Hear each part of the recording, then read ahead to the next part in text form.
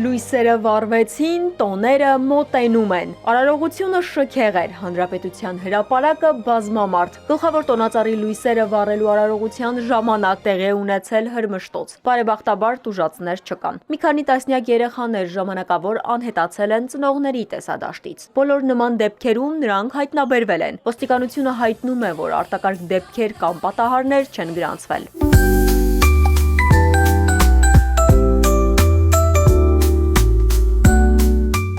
Տիգրան Ավինյանը երկուշաբթին սկսում է գովասանքով։ Արարողության կազմակերպիչներն ու աչքի ընկած անձինք կներկայացվեն, կպարգևատրվեն։ Լավ տրամադրությունը կարևոր բաղադրիչ է շաբաթը սկսելու, բայց խնդիրները շրջանցել չի ստացվում։ Համացանցում տարածված տեսանյութը մեծ աղմուկ է բարձրացրել։ Ավտոբուսի հետագիծը թունավոր ծխով։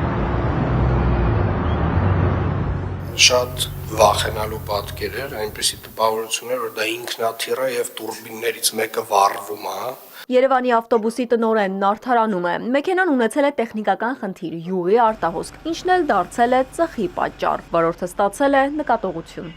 Օդի որակի հարցն էլ եղանակը լուծեց։ Սանդղակի աննախադեպ թվերը նվազեցին։ Քաղաքի բնապահպանության պատասխանատուն զեկուցում է, օդի որակը զգալի բարելավել է հյուսիսից ներթափանցած քամու շնորհիվ։ 181 տվիչները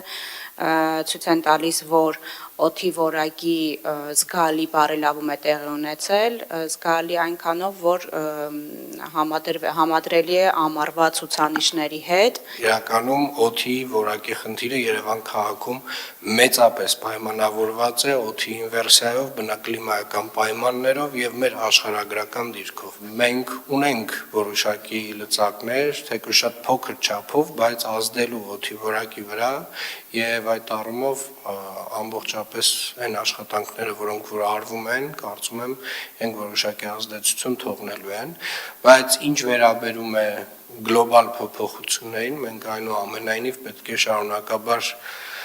դիտարկենք մեծ ծավալով կանաչապատման աշխատանքները Երևան քաղաքից դուրս։ Խստացվելու է վերահսկողությունը նաև տրանսպորտում։ Ավինյանն արձանագրում է, հանրային տրանսպորտում հատկապես երիտասարդները խուսափում են վճարելուց։ Ինձ գրում են, ասում են շատերը չարամտորեն, հիմնականում երիտասարդները չարամտորեն խուսափում են վճարելուց եւ ակնկալում են, որ այս առումով կոնկրետ քայլեր են արվելու։ Վաստավորապես գիտեմ, որ այս դեկտեմբեր ամսվա ձեր հաստիքացուցակում փոփոխություն է լինելու եւ նոր մարդիկ են ավելանալու